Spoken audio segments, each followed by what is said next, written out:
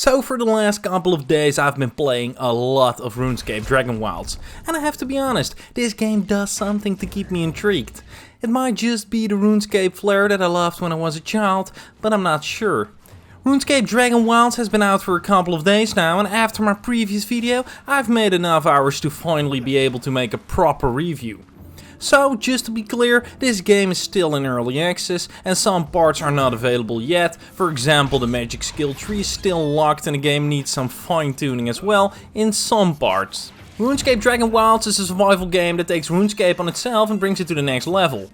You can build, craft and design your own homesteads, or home base, however you like to call it. The building is very well done, it's one of the best I've ever seen in a game.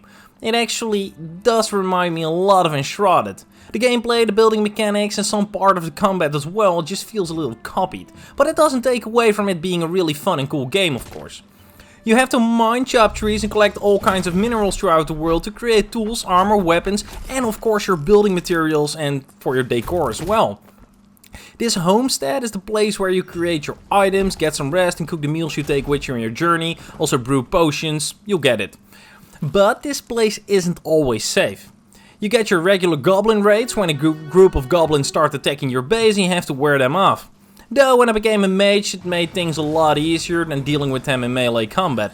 The goblins aren't a big deal though when it comes to not being safe in your safe place. The dragons, those fuckers are a little annoying. Like, I get it. The game is called RuneScape Dragonwilds, but like, why is there no place that's safe from the dragons? Not even your home base. You can build like 20 roofs on top of your house, but the poisonous vomit these dragons shoot at you will go through anything. Like nothing is safe. No roofs, walls, stairs. So if you're in your home base, make sure you run outside like hell when you hear a dragon. And start avoiding these vomit attacks as well, of course, because you will die, like you stand no chance. You can't even fight these dragons at those moments. The sound these dragons make are next level though. It scared the crap out of me in the beginning. When I heard those growls for the first time through my headphones, I got the literal chills, like I'm not even kidding.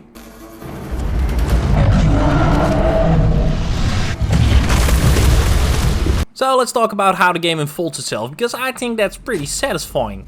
The unlocking of new tools, building materials or weapons is lots of fun. Though after a while it kinda slows down to eventually, well, not a lot. Maybe the game just doesn't have a lot of items yet, maybe that's because it's still in the early access? But it might be a little too early access if that's really the case, right? Especially when playing as mage, I mean. It pretty fast feels like you hit a roadblock or something. You can get a forge for armor and stuff really quickly into the game, but new mage stuff doesn't really show up. Which is kinda sad since I started off as an archer, but I just couldn't resist playing as a mage, so I gave up and became one, only to find out that this type of character wasn't fully available yet. They did a great job with the mage effects and stuff though.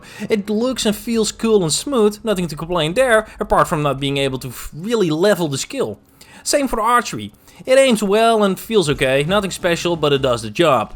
So after you get your homestead built and made a choice about how you want to play your character, you can start by doing some more quests.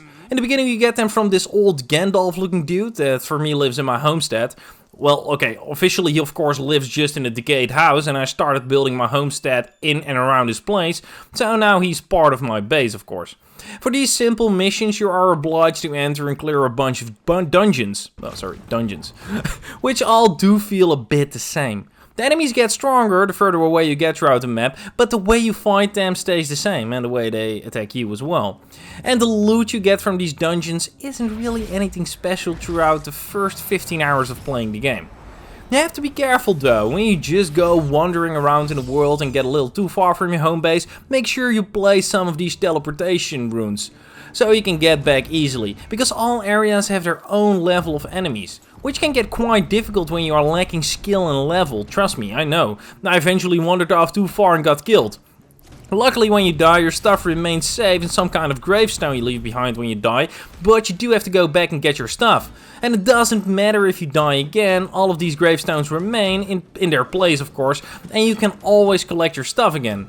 When it happens within a dungeon, the gravestone will appear outside of the dungeon, which makes it easier to retrieve, which I really liked.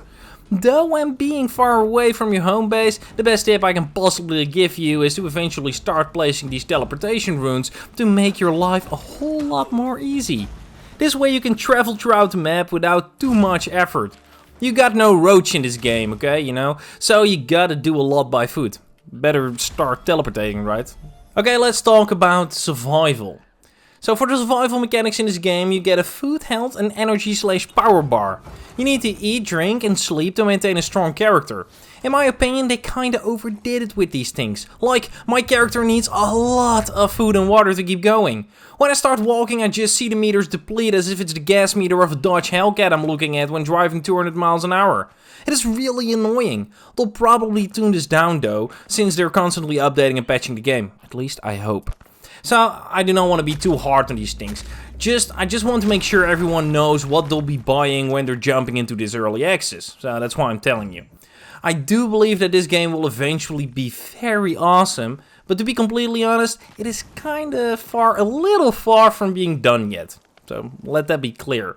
They really need to do and add a lot of stuff before they can leave the early access, which of course is no problem, but for you guys it is good to know before you buy the game. For people who enjoyed RuneScape back in the day like me, or people who still do play Old School RuneScape, this game is definitely something you'll enjoy a lot.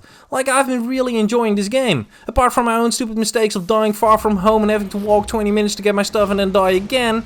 Moral of the story, make sure you got the teleportation rune set throughout the map. It saves your rage quit. The best way to describe this game is actually it just being RuneScape, but from a different perspective and with some real survival mechanics. Like, seriously, even killing a cow or a chicken, or whatever, just feels like old school RuneScape in some way. It stays so close to its original formula, but I guess that is its strength. So for people like me that want to experience the nostalgia of old school RuneScape in a different way, but somewhat the same fashion, I do recommend this game. If you want some more information about the story or everything surrounding the game, make sure to check out my previous video, which is called Runescape Dragonwilds, Everything You Need to Know.